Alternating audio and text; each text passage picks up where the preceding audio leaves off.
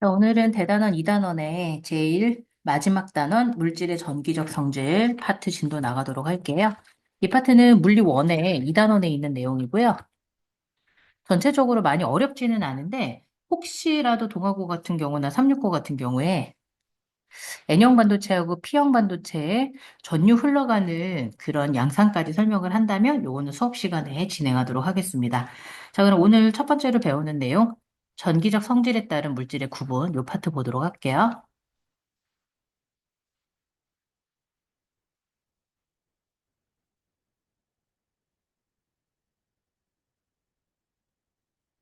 자, 원자의 전기적 성질에 대해서 알아볼 건데,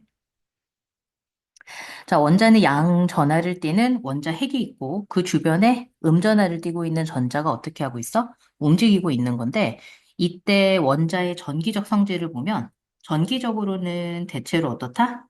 중성입니다. 왜? 여기 있던 양전하를 띠는 원자 핵의 플러스 전하량과, 그 다음에 음전하를 띠는 전자의 마이너스 전하량이 크기가 어때? 같지. 그래서 이거 두 개를 더했을 때 전체 전하량은 당연히 얼마가 돼야 되는 거야? 0이 돼야 되는 거지. 자, 그럼 이때 우리가 자유전자에 대해서 볼 건데, 이 자유전자라고 하는 거는 뭐냐?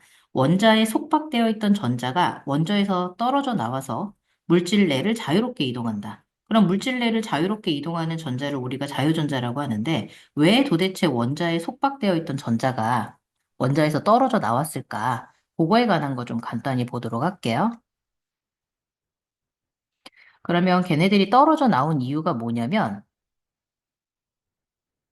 두 가지 이유가 있는데 여기 오른쪽에 있어. 첫 번째는 원자의 상호작용에 의한 자유전자라고 그래서 서로 다른 물질 간의 마찰이라든지 금속 결합과 같은 화학적 결합, 이런 것들. 즉, 서로 다른 물질 간의 마찰, 금속 결합과 같은 화학적 결합 등에 의해 원자에서 떨어져 나온 전자를 자유전자라고 부른 거야. 요 이후로도 자유전자가 형성이 되기도 하고, 아니면 두 번째는 어떤 특징도 있냐면, 원자에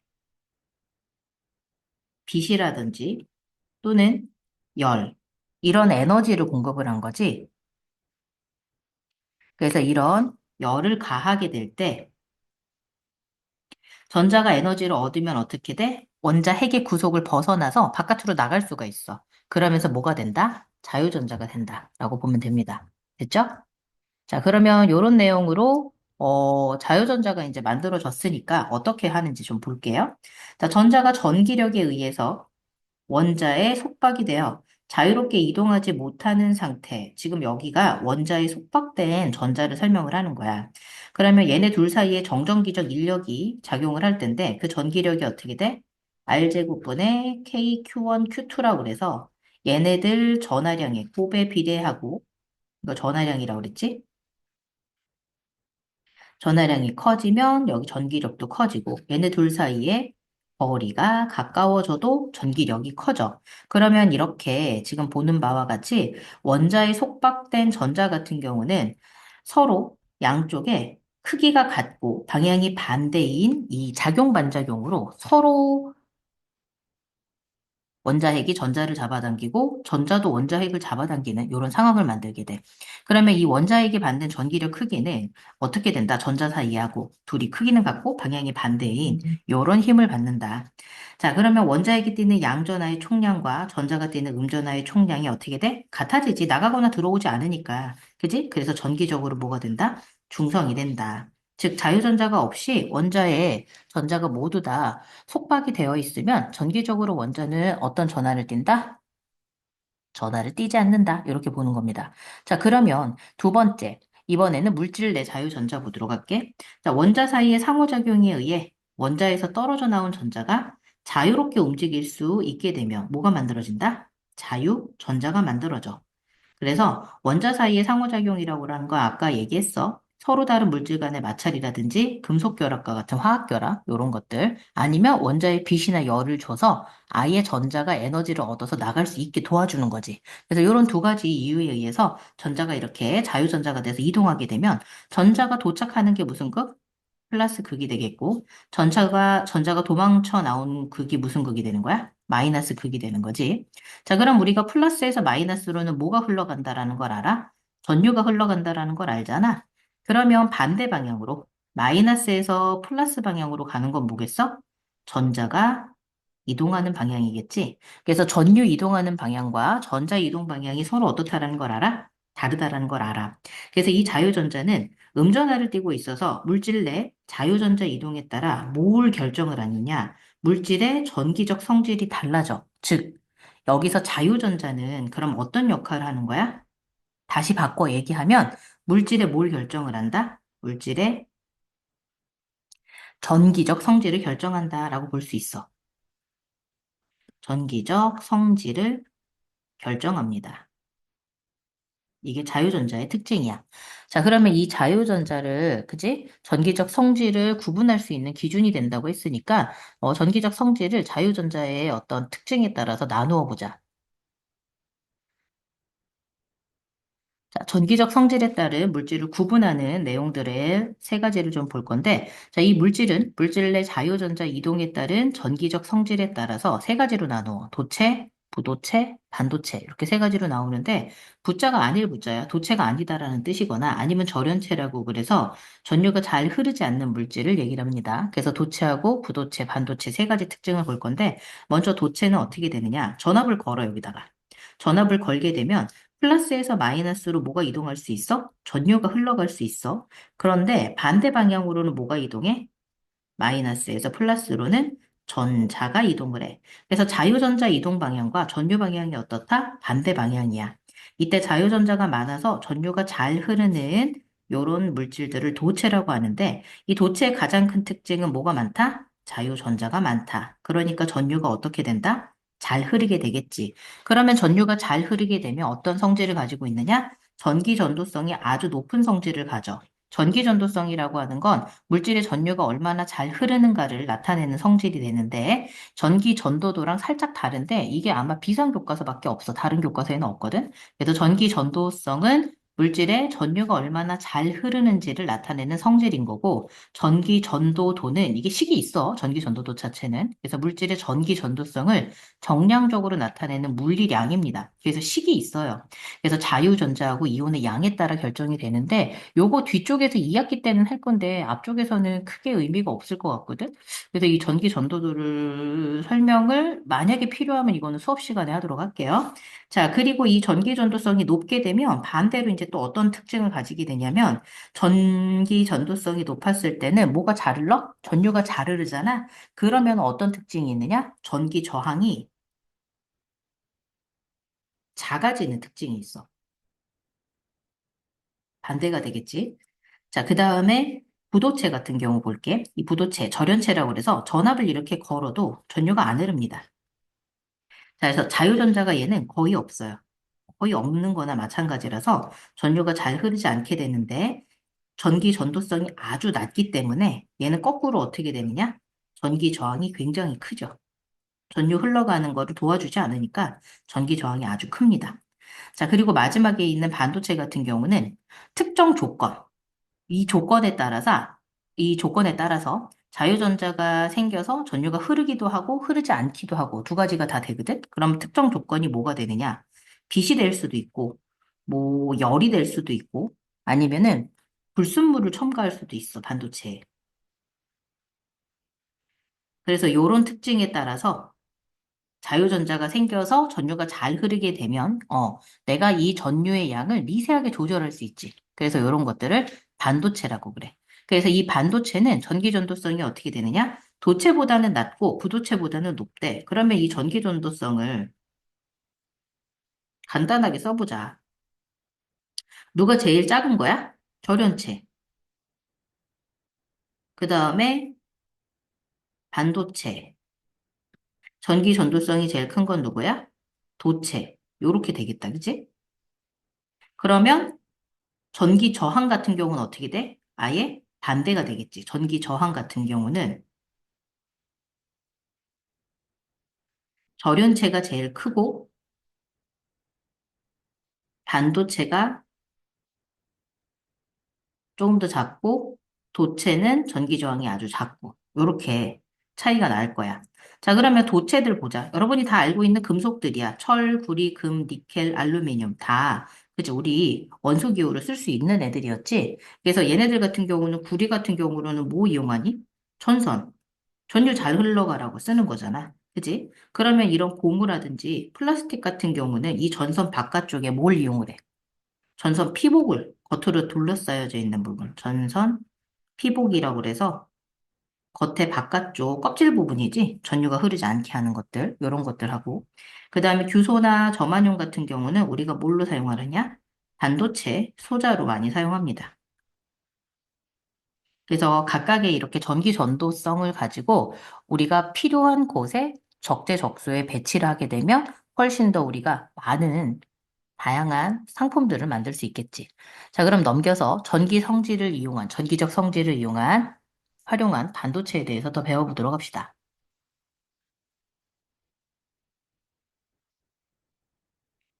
전기적 성질을 활용한 반도체. 자, 순수 반도체하고 불순물 반도체가 있는데, 여러분이 순수 반도체, 뭐, 퓨어하다, 그 다음에 뭐, 순수한 게 굉장히 깔끔하다라는 느낌으로 순수 반도체가 더 좋을 것 같지만, 실제로 반도체는 여러분, 순수 반도체는 아무짝에 쓸모가 없어요. 그래서 실제로 필요한 건 뭐냐면, 내가 필요에 의해서 조절을 해서 만들 수 있는 불순물 반도체가 훨씬 더 인간한테는 어떻다? 이롭다라고 생각하시면 됩니다. 자, 그럼 순수 반도체라는 게 뭔지 볼게요. 자, 규소죠? 14족이죠. 규소와 같이 원자과 전자가 4개인 원소로만 이루어진 반도체입니다. 즉, 원자과 전자가 몇 개로만 된 거야? 4개로만 이루어진 반도체. 규소는 뭐, 지각에 많이 있어. 그지? 그래서 이 순수한 규소 같은 경우는 양성자수하고 전자수가 다 14개로 돼 있지. 원자번호 14번이잖아. 그지? 14번의 규소 같은 경우는 플러스도 마이너스도 다 14개씩이 되는데 원자과 전자가 딱 몇 개야? 4개가 되니까 최대 4개 공유 결합을 할 수가 있는데 얘는 순수 반도체 같은 경우는 물질 내에 자유전자가 거의 없어. 자유전자가 매우 적어서 어디에 가깝대? 부도체에 가깝다라고 얘기를 했잖아. 그래서 순수하게 규소만 만들면 0켈빈이었을 때 어떤 역할을 한다? 절연체야, 절연체. 0켈빈이었을 때 전류가 흐르지 않는다란 말이야. 이게 제일 낮은 온도지, 그지? 사실은 도달할 수 없는 온도인데 0켈빈일 때 절연체로 전류가 흐르지 않다가 온도가 올라가면 올라갈수록 자유전자가 점점 생기게 되면서 전류가 흐르긴 하는데 순수 반도체 같은 경우는 내가 온도를 많이 올려도 전류가 잘 흐르지 않아. 왜? 자유전자가 너무 적거든. 자, 그럼 이 순수 반도체는 뭘로 만드느냐? 원자과 전자가 4개인 14족 원소인 규소나 저마뇽을 이용을 합니다. 그럼 이 순수 반도체는 전기 전도성이 굉장히 적다라고 했는데 왜 그렇게 되냐면 원자과 전자가 모두 공유 결합에 참여하고 있어. 그러면 물질 내에 자유전자가 어떻게 되는 거야? 매우 적거든? 그러면 전기 전도성도 어떻게 되는 거야? 낮아지는 거야. 자유전자라는 게 있어야 전류가 흐르게 되는데 지금 보는 바와 같이 규소 주변에 원자과 전자가 4개가 있어. 내가 빨간색은 가운데 있는 규소의 원자과 전자다라고 할게. 밑줄 친 거에. 자, 그런데 파란색은 내 주변에 있는 다른 규소의 원자과 전자야. 그거를 하나씩 어떻게 되는 거야? 서로 전자쌍을 공유를 해서 공유 결합을 지금 최대 몇 개를 하고 있어? 네 쌍을 몽땅 다 하고 있단 말이야. 그래서 모든 원자과 전자가 결합에 참여를 하고 있어. 그럼 이렇게 모두 참여를 해버리게 되면 자, 물질 내 뭐가 없어져? 자유전자가 엄청나게 낮아지겠지, 그지? 그래서 불순물이 없는 상태에서 순수한 규소로만 이렇게 순수 반도체를 만들게 되면 얘는 전류가 흘러갈 수 있는 자유전자를 갖고 있지 못하니까 얘네들 같은 경우는 큰 의미가 없는 거야. 그래서 우리가 뭘 만들었어? 내가 필요한 만큼 전류를 흘려보낼 수 있도록 불순물을 집어넣는 불순물 반도체를 만들었습니다. 그래서 이 불순물 반도체에 대해서 좀 보도록 할게요. 자, 이 불순물 반도체는요, 순수 반도체에다가 뭘 집어넣어놨다? 불순물을 첨가하는 거라고 그래. 그런 불순물을 첨가한다, 이런 말을 다른 말로 도핑한다라고 그러는데 옆에 써 있지. 그래서 순수 반도체에 불순물 원소를 첨가하는 걸 도핑이라고 하는데 두 가지가 있어. 첫 번째는 14족인 순수 반도체에다가 15족인 원소를 집어넣는 N형 반도체가 있고, 또 하나는 14족 원소에다가, 13족의 원소를 집어넣는 P형 반도체가 있어. 그럼 N형 반도체하고 P형 반도체의 가장 큰 특징은 뭐냐면, N형 반도체는 쉽게 얘기해서 네거티브라고 할까? 전자 하나가 남는 거야. 그래서 전자 하나가 남는 이런 반도체를 우리가 네거티브형 반도체라고 그래서 N형 반도체라고 하고, 얘는 양공이라고 그래서 빈 구멍이 있거든. 전자가 빠진 빈 구멍. 그래서 요거를 파지티브라고 하는데, 요거를 그래서 P형 반도체라고 얘기를 해. 그러면 지금 전자랑 양공이 생긴다는데 어떤 내용인지 잠깐 보자. 자, 순수한 반도체에 원자과 전자가 몇 개의 내를 달라붙게 하는 거야? 5개의 내를 달라붙게 되는 거야. 그러면 지금 내가 순수한 반도체는 분명히 14족의 규소나 저마뇽 같은 애라고 그랬잖아. 규소라든지 아니면 저마뇽. 요런 애들이 있는 게 순수 반도체인데 여기다가 지금 원자과 전자 5개를 집어넣게 되면 14족 원소에다가 5개 원자과 전자를 집어넣으니까 내가 원자과 전자가 몇 개가 되는 거야? 9개가 되면서 이렇게 한 개가 남았다. 전자가. 그지? 이런 식으로 한 개가 남는데 남는 전자가 원자에 약하게 속박이 되면서 자유롭게 이동이 되는 거지. 그래서 얘가 자유롭게 이동을 하면서 얘는 주로 전자가 전하를 운반해. 그래서 전하를 운반하는 대부분이 누구야?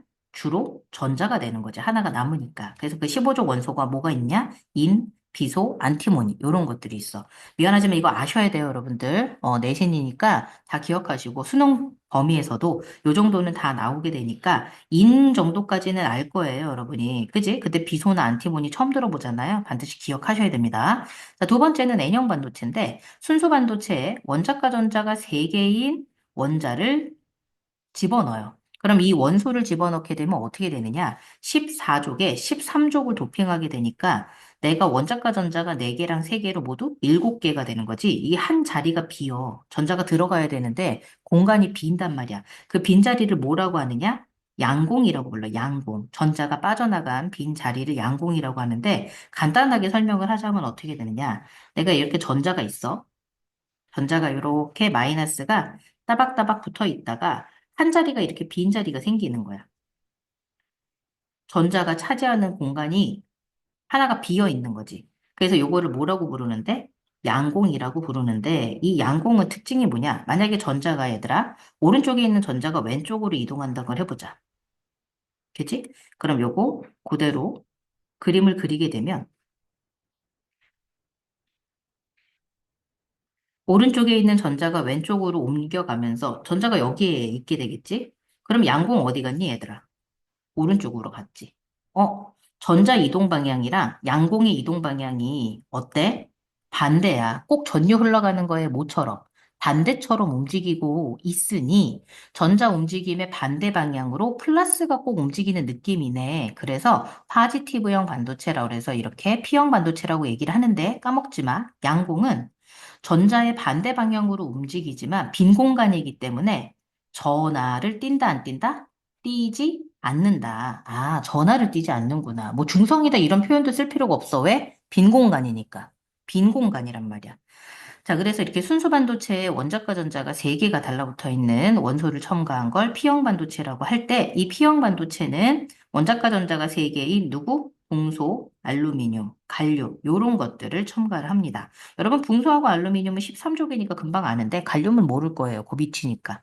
자, 그러면 이렇게 됐을 때, 얘는 주로 누가 운반을 할까? 전하를. 방금 얘기했잖아. 뭐가 있다고? 양공. 그래서 얘는 주로 양공이 전하를 운반합니다. 이렇게 기억하시면 되겠어요. 그죠? 자, 그래서 안정한 원자의 전자가 양공을 채우게 되면 전자가 빠져나간 자리에 새로운 양공이 형성이 되면서 이렇게 전류가 흐르게 되는 겁니다. 그래서 이렇게 빈자리가 있어야지만 전자가 어떻게 돼? 요 사이를 파고 들어가서 뭐가 흘러가게 만드는 거야? 전류가 흘러가게 만들어주는 거지. 이해됐죠? 자, 그럼 넘겨서 물질의 전기적 성질 보도록 할게요.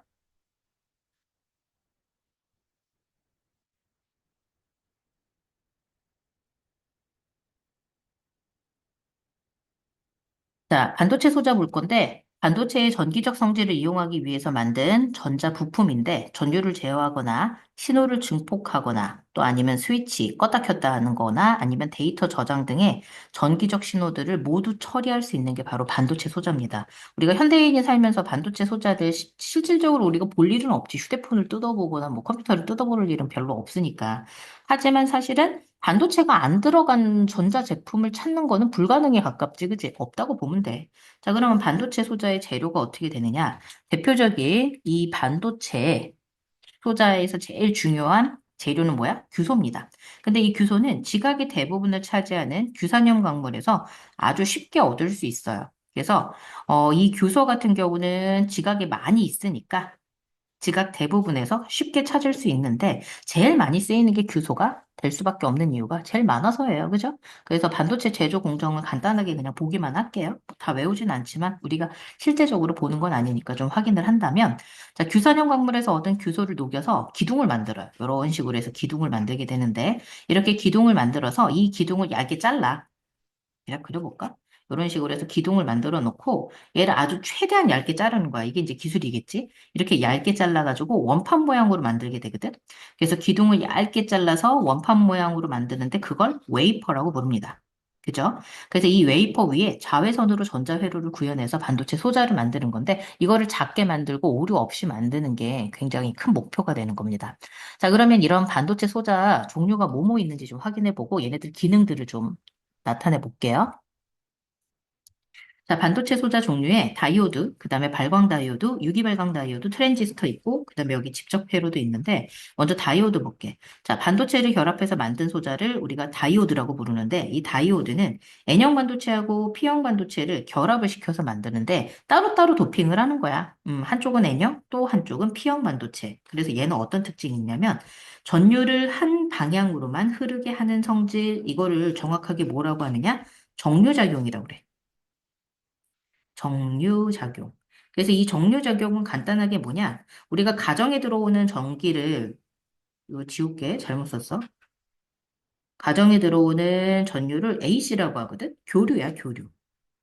근데 플러스 마이너스 전극이 없잖아, 그지? 그런데 이거를 DC, 건전지 전극처럼 직류로 바꿔주는 역할을 하는 게 바로 누구다? 다이오드다. 얘 다이오드는 되게 특이하게 생겼는데, 이렇게 지금 되게 엄청 작은 거야. 이거 크지 않아, 여러분? 1mm, 2mm, 3mm 이렇게 되게 작은 앤데.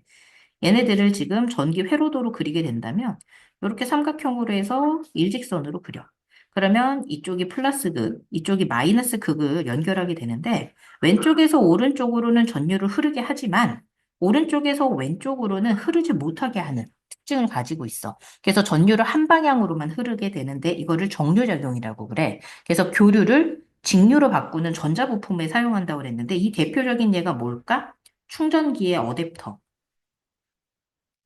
그래서 충전기 어댑터 보면 컴퓨터에도 있고 우리 가전제품에도 이렇게 뚱뚱하게 있어. 그래서 이 어댑터 콘센트에 붙어 있는 경우도 있고 아니면은 뭐 자체 가전제품 내에 붙어 있는 경우도 있는데 얘는 교류를 직류로 직접 바꿔주는 전자 부품이야. 자, 그럼 교류하고 직류 좀 간단하게 보자면 교류랑 직류. 얼터너티브 커런트라고 그래가지고 우리가 가정에서 쓰는 이렇게 콘센트 있지? 전기를 생산을 했는데 이렇게 돼지 콧구멍처럼 생긴 거 있잖아. 여러분 이거 바로 꽂으나 뒤집어 꽂으나 방향 상관이 있어 없어? 없어. 그런데 여러분 DC는 뭐냐면 전구가 이렇게 있고 뭐 시계라도 해도 좋아. 건전지로 돼서 한쪽이 플러스 마이너스로 이렇게 연결이 되면 플러스 마이너스 극이 있어서 내가 전류가 이렇게 한쪽 방향으로만 흐르는 거야. 하지만 AC, 교류 같은 경우는 어떻게 되느냐? 지금 봐봐.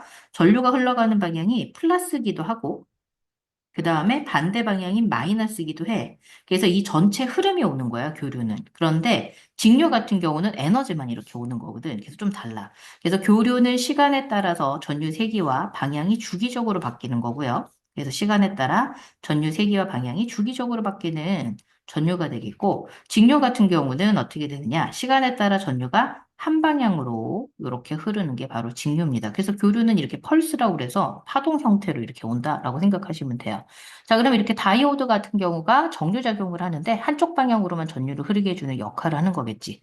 자, 그리고 두 번째 있는 게 발광 다이오드인데 LED예요. 전류가 흘렀을 때 빛을 방출하는 소자를 우리가 뭐라고 부른다? 발광 다이오드다라고 얘기를 하는데 첨가하는 원소에 따라서 방출하는 빛의 색이 달라요. RGB라고 하죠, 우리가?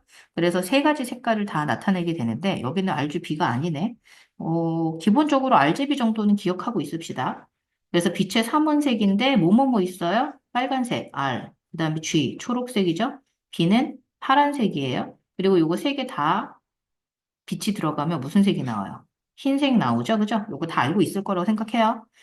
그리고 빨간색하고 초록색하고 같이 있는 곳에는 노란색, 초록색하고 파란색은 청록색, 두 개 합쳐지면, 그 다음에 빨간색하고 파란색은 자홍, 아니면 다홍이라고도 합니다. 그래서 이렇게 세 가지 색깔이 더 나오게 되는데, 사실은 이것뿐만이 아니라 RGB를 가지고 수십만 가지 색깔을 다 구현해낼 수 있죠. 그러니까 각종 영상 표시 장치, 이거 대표적인 예가 디스플레이지 뭐. 그래서 디스플레이나 여러 가지 조명 장치로 많이 사용이 된다. 자, 그러면 OLED라고 하는 유기발광 다이오드 볼게. 이 유기발광 다이오드는 전류가 흘렀을 때 유기물질 자체에서 빛을 스스로 어떻게 하는 거야? 이렇게 방출하는 소자야. 그러면 이렇게 빛을 스스로 방출하게 되니까 발광 다이오드보다 훨씬 더 어떻게 돼? 얇고 가볍고 어떻게 돼? 휘어지게 되겠지, 그지? 그러니까 휘어지는 디스플레이를 만들게 되면서 우리가 이렇게 접는 휴대폰도 지금 만들어서 실제로 쓰고 있죠.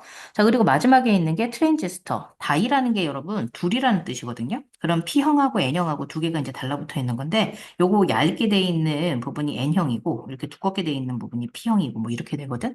근데 트랜지스터 같은 경우는 세 개잖아. 그래서 뭐 PNP 요런 식으로 된 트랜지스터도 있고 NPN 이렇게 되어 있는 트랜지스터도 있어. 이거는 물리 2에서 배울 거야. 그래서 N형 반도체하고 P형 반도체를 복합적으로 연결해서 만든 건데 이 트랜지스터의 가장 중요한 거, 트랜이라는 게 이제 세 개라는 뜻이야. 그래서 이 세 가지가 이렇게 결합되어 있는데 얘는 증폭작용, 그 다음에 스위치 작용, 이 두 가지를 해. 증폭작용은 뭐냐면 전류라든지 전압을 어떻게 하는 거야? 높여주는 역할을 해. 한쪽을 높이고 다른 쪽은 뭐 낮추고 이런 식으로 하거나 아니면 스위칭 작용이라고 그래서 전류 흐름을 제어하는 거야. 전류의 흐름을 제어를 하는데 어떻게 제어를 하느냐? 끄거나 온, 끄거나 켜거나 끄거나 할까? 키던지 끄던지. 영어 맞아? OFF? 그래서 이렇게 온오프 기능, 끄고 키고 요런 기능을 한다. 그래서 껐다 켰다 하는 거, 요런 것들을 바로 트랜지스터의 역할이다. 됐죠? 자, 그러면 여기 있는 것들 지금 어때요, 여러분들? 짜잘하게 외울 게 되게 많죠? 물리원이랑, 그지? 여러분들이 뭐, 파1 같은 경우는 심화까지 좀 했었으면 좀 덜 고생하는데, 이거 안 했을 경우에는 아마 다 암길 거예요. 선생님 입장에서는 물리 1, 2를 다 가르치기 때문에 이 파트가 너무 쉽거든요? 왜냐하면 지금 기본적인 것들만 해놓고, 실제적으로 얘네들이 어떻게 구동이 되거나 작동을 하는지는 설명이 하나도 없잖아, 그지? 그래서 그게 없어서 만약에 혹시라도 물리 선생님이 이 작동 원리라든지 이런 것들을 설명을 하셨으면 이거 반드시 선생님한테 얘기해야 됩니다. 왜? 내가 설명을 해줘야 되니까 여러분 못 알아듣거든. 그래서 지금은 우선은 통합과학의 내용 간단한 것만 다 설명을 했어요. 자, 넘겨서 직접 회로 봅시다. 자, 직접 회로는 다양한 반도체 회로 소자를 하나 기판으로 만든 거야. 그러면은 회로 소자가 뭐예요? 아까 위에 있었던 거 있었잖아. 뭐요? 트랜지스터, 뭐 다이오드 이런 거 있지? 그래서 이 트랜지스터나 또는 다이오드 이런 것들이 다 회로 소재인데 이런 것들을 가지고 어떻게 돼? 여러 개를 하나의 기판으로 해가지고 다 집어넣은 거야. 음. 그래서 얘네들은 다양한 반도체 회로 소자를 하나의 기판으로 만들었기 때문에 데이터를 처리하거나 저장하는 디지털 기기에 굉장히 적합한 거지. 한꺼번에 여러 가지 일을 할 수 있게 되니까. 그래서 첫 번째로 마이크로 프로세서라고 그래서 마이크로 프로세서 약자네, 그지? 그래서 마이크로 프로세싱 유닛, 그래서 MPU. 얘는 컴퓨터에 어디에 사용이 된다? 중앙 처리 장치에 사용이 돼. 그래서 컴퓨터의 중앙 처리 장치 CPU로 제어를 하는 이런 특징을 가지고 있고, 연산을 하거나 아니면 저항을 하나로 집적한 회로를 의미합니다. 두 번째는 마이크로 컨트롤러라고 해서 마이크로 프로세서 아니면 메모리, 입출력 장치 등 이런 것들을 하나로 만들어서 컴퓨터의 작동을 제어하는 직접 회로를 의미합니다. 그래서 마이크로 컨트롤러랑 마이크로 프로세서. 근데 이게 교과마다 여러분 이거 너무 차별적으로 차이가 많이 나더라. 그래서 설명을 한게 기본적인 거는 적어두는데, 만약에 예시에 더 많은 게 나왔으면 여러분이 좀, 요건 따로 암기를 해 놓으셔야지 될 것 같아. 그리고 여기 있는 마이크로 컨트롤러 같은 경우는, 내가 정해진 기능을 수행하는데 어떻게 돼 있다? 최적화되어 있다. 이렇게 좀 기억해 두시면 좋겠다. 됐죠?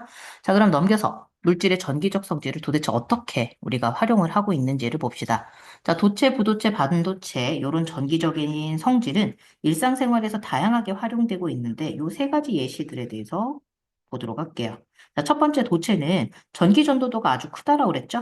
아주 매우 크기 때문에 주로 전기 부품이나 전기 장치를 연결하는 소재 또는 전자기기에 활용이 됩니다. 대표적인 예로 두 가지가 있는데 구리라든지 아니면 또 뭐가 있어요? 금. 그래서 구리하고 금 같은 경우는 자, 두 가지가 둘 다 전류가 잘 흐르게 하려고 쓰는 건데 구리 같은 경우는 가격이 저렴해서 전선에 널리 많이 사용이 되고요. 금은 부식이 적고 얇게 가공하기가 쉬워서 고성능 마이크로 프로세서. 그래서 아까 마이크로 프로세서를 뭐라고 적었어, 그지? MPU라고 그랬잖아요, 그지? 그래서 MPU 이런 데다가 이용을 하고 있다. 기억을 하시면 될 것 같고.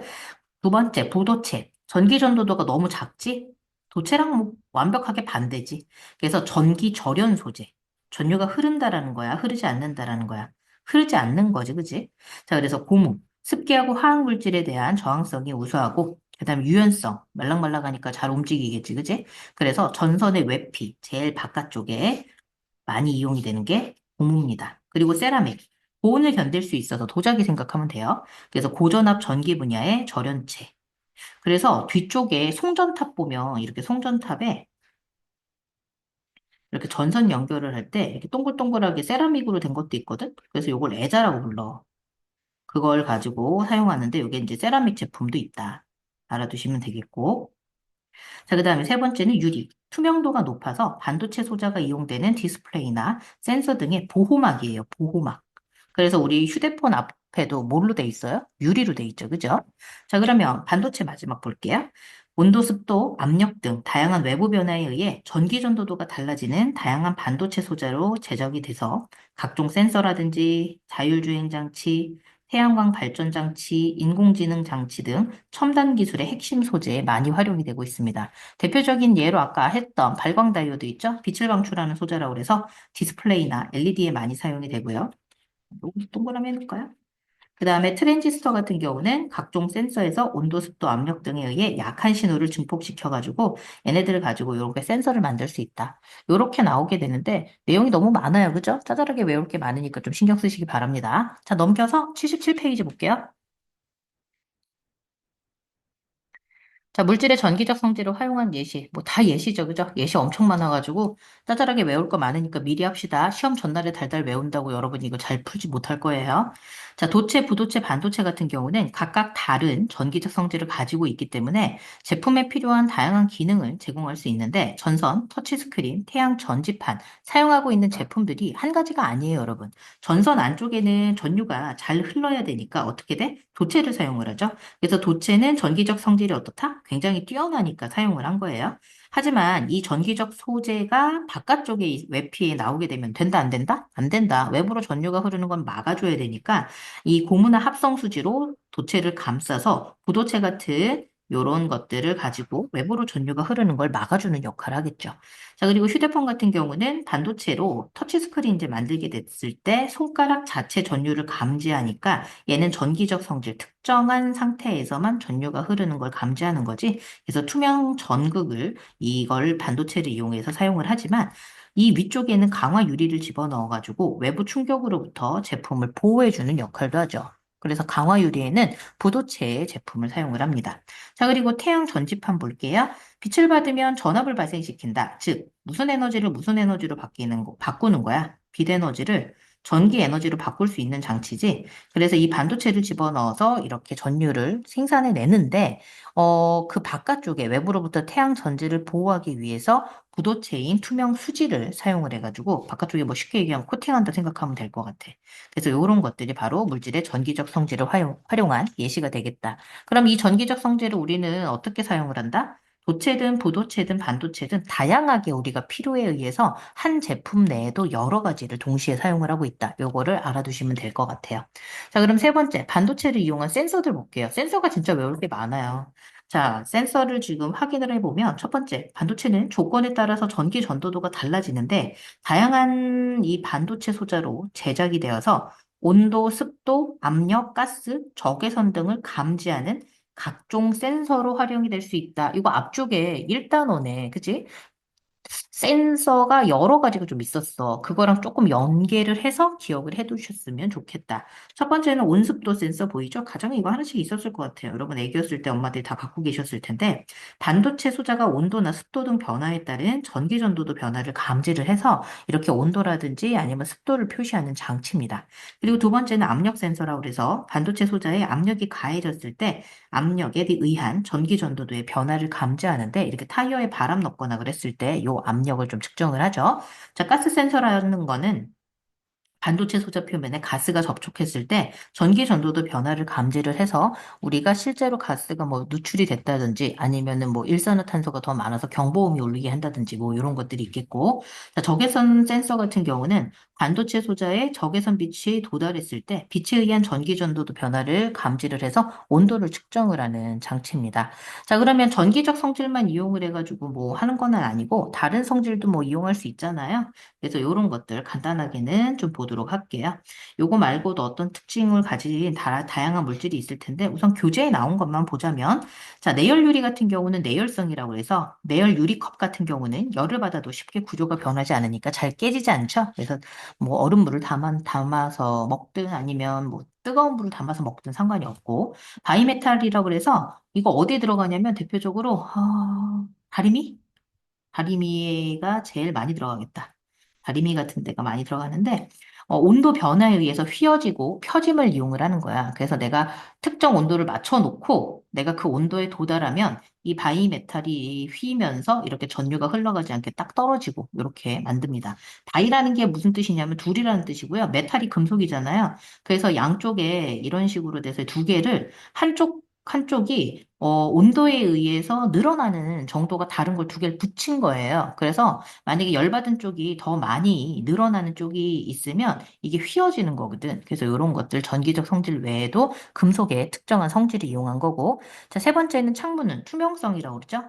바람이나 먼지 같은 경우는 통과는 못 하는데 빛은 통과할 수 있잖아. 그래서 외부 내부를 보게 하면서 조금 답답한 것도 없애주고 이러니까 요거 말고도 뭐 사람들이 이용할 수 있는 여러 가지 성질들이 많으니까 기억하시면 될 것 같아요.